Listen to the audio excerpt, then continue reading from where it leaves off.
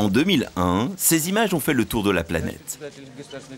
Cet homme est le tout premier touriste de l'espace.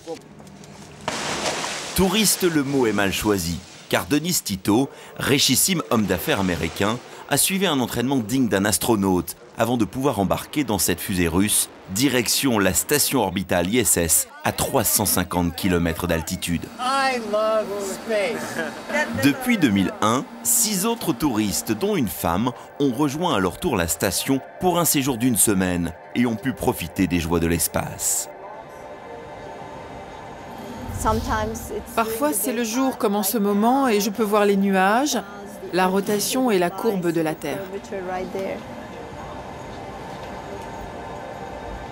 Comptez 30 millions de dollars pour cet incroyable panorama sur la planète, qui marque à jamais tous ceux qui l'ont vu, touristes fortunés comme astronautes professionnels.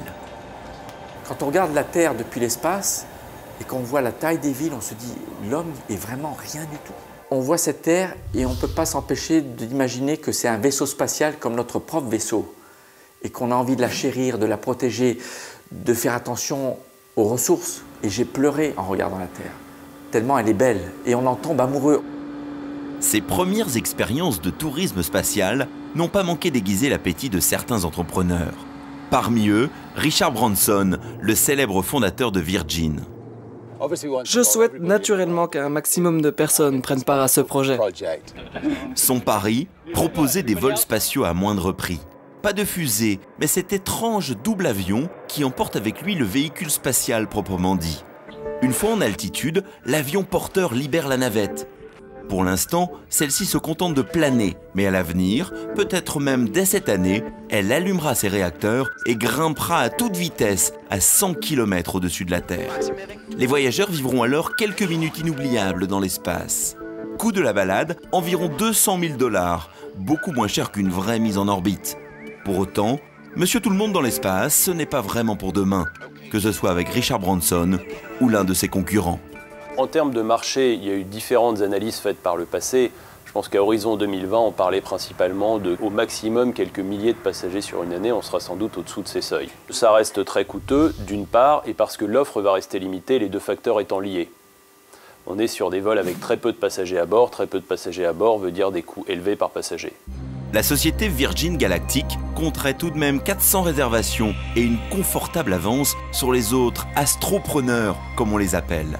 Nettement moins cher encore, le vol parabolique. Cet Airbus de la société Novespace effectue une vertigineuse montée à 45 degrés, suit une courbe et pique en descente. Et voici le résultat en temps réel. Durant la manœuvre, les passagers sont en apesanteur pendant une vingtaine de secondes. Ce n'est pas vraiment l'espace, mais les sensations à bord n'ont rien de terrienne. Pour l'instant, les places sont réservées aux expériences scientifiques, mais l'avion devrait prochainement ouvrir ses portes au public pour quelques milliers d'euros. Mais au quotidien, l'espace est plus proche de nous que nous le pensons. Sans qu'il le sache, l'homme de la rue est en permanence relié à l'espace. Pas seulement parce qu'il peut lever les yeux au ciel, c'est parce que dans le ciel précisément, il y a une armada, une flottille de satellites, de compagnons de l'espace qui l'accompagnent dans ses activités souvent les plus quotidiennes. Voitures, avions, bateaux.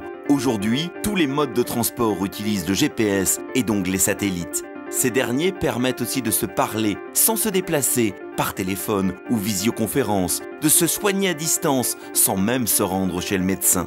Les satellites sont les sentinelles de notre planète. Sans eux, on ignorerait l'existence du trou de la couche d'ozone et les bouleversements climatiques qui nous menacent. Pour notre confort et notre connaissance, la Terre a vraiment besoin d'espace.